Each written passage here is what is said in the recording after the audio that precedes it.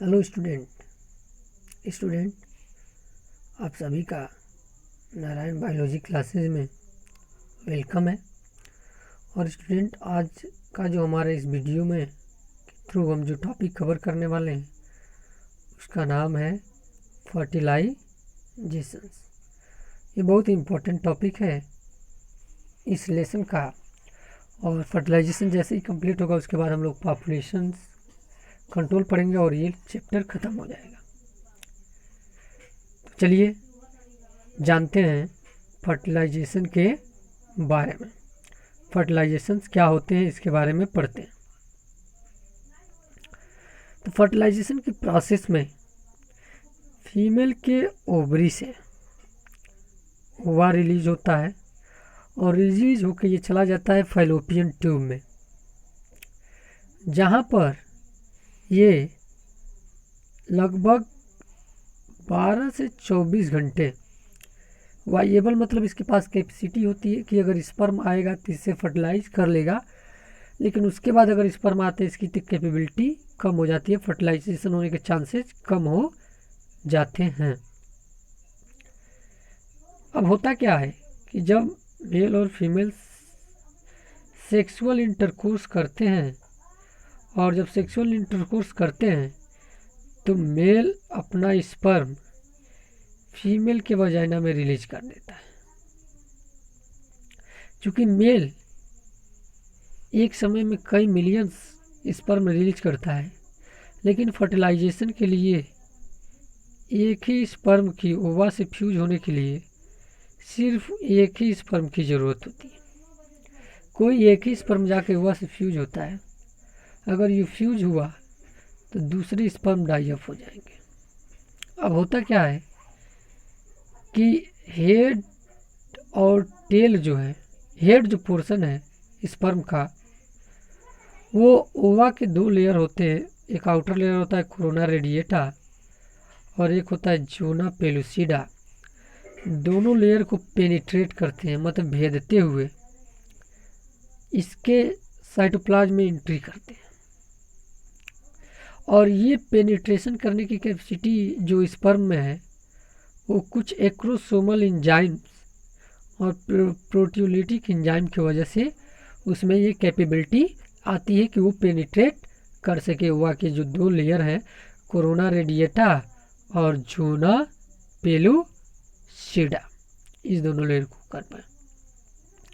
जब sperm ovum को penetrate कर जाता है उस कंडीशन में इसके टेल की जो बॉडी है और जो उसकी बॉडी है और टेल है वो लॉस्ट हो जाती है और सिर्फ बचता है उसका क्या, तो हेड रीजन बचता है। अब ये हेड रीजन में जो न्यूक्लियस पाया जाता है वो स्वेलिंग करने लगता है और स्वेल करके क्या बनाता है, मेल प्रो न्यूक्लियस बनाता है। क्या बनाता है, मेल प्रो न्यूक्लियस। अब होता क्या है, जो न्यूक्लियस है, प्रो न्यूक्लियस है स्पर्म का और ओवा का एक दूसरे से फ्यूज कर जाते हैं और उसका रिजल्ट ये होता है एक दूसरा ही न्यूक्लियस बनता है जिसमें कितने क्रोमोसोम होते हैं, 46 नंबर ऑफ क्रोमोसोम होते हैं। जो 23 क्रोमोसोम्स होते हैं वो स्पर्म के न्यूक्लियस में होते हैं और 23 जो क्रोमोसोम होते हैं वो एक के न्यूक्लियस में होते हैं। दोनों फ्यूज करके कितने बना देते हैं, 46 नंबर ऑफ क्रोमोसोम बना देते हैं। अब देखते हैं फर्टिलाइजेशन का में क्या होता है, एक चार्ट के थ्रू हम देखते हैं। फर्टिलाइजेशन में होता क्या है पहले देखिए। तो पहले जो है स्पर्म जो है कि फीमेल के वजाइना में रिलीज किया जाता है और ये स्पर्म एक्रोसोमल एंजाइम और प्रोटियोलिटिक एंजाइम की सहायता से ओवम को पेनिट्रेट कर जाता है। पेनिट्रेट करने के बाद इसकी टेल और बॉडी क्या हो जाती है, लॉस्ट हो जाती है और इसकी जो हेड है वो स्वेल कर जाता है, जिसे हम मेल प्रो न्यूक्लियस कहते हैं। अगला स्टेप होता क्या है कि जो मेल प्रो न्यूक्लियस है वो फीमेल प्रो न्यूक्लियस यानी ओवा के न्यूक्लियस से फ्यूज कर जाता है। रिजल्टेंट एक ऐसा न्यूक्लियस बनता है जिसमें 46 नंबर ऑफ क्रोमोसोम होते हैं और ये 46 नंबर ऑफ क्रोमोसोम कौन किसके द्वारा लाया जाता है, तो 23 पेयर जो होते हैं स्पर्म का न्यूक्लियस लाता है और 23 पेयर जो है ओवा का न्यूक्लियस लाता है। अब रिजल्टेंट ये होता है इसका, ये दोनों फ्यूज करके ये जाइगोट बना देते हैं और ये जाइगोट फिर किस में कन्वर्ट होता है, एम्ब्रियो में, और ये एम्ब्रियो जो है जाकर फीमेल के यूट्रस इम्प्लांटेड हो जाता है।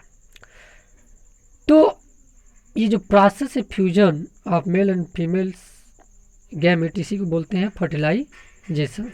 इसी को क्या बोलते हैं, फर्टिलाइजेशंस। फर्टिलाइजेशंस का रिजल्ट ये होता है कि जाइगोट का क्या हो जाता है, जाइगोट का फॉर्मेशन हो जाता है। कहाँ पे, फैलोपियन ट्यूब में। कुछ दिन ये जाइगोट वहीं पर डिवाइड करता है और फिर जब ये एम्ब्रियो में कन्वर्ट होता है तो आकर इम्प्लांट हो जाता है फीमेल के यूट्रस में। कहाँ पर, फीमेल के यूट्राइन वाल में आके ये इम्प्लांट हो जाता है। और इनके बीच यानी इस एम्ब्रियो के बीच और फीमेल के यूट्राइन वाल के बीच एक प्लेसेंटा का फॉर्मेशन हो जाता है, यानी एक कनेक्शन का फॉर्मेशन हो जाता है, जो कनेक्शंस एम्ब्रियो को मदर से न्यूट्रिशन प्रोवाइड करने का, नरिशमेंट करने का काम करता है। अब यहीं पर ये बेबी डेवलप होने लगता है। तो वह टाइम जो फीटस जो है जितने समय मदर के यूट्रस में यानी बम्ब में, मदर बम्ब यानी मदर के यूट्रस में रहता है, उस टाइम को जेस्टेशन पीरियड हम बोलते हैं। और लगभग 9 मंथ या 40 वीक का है या 280 दिन होते हैं।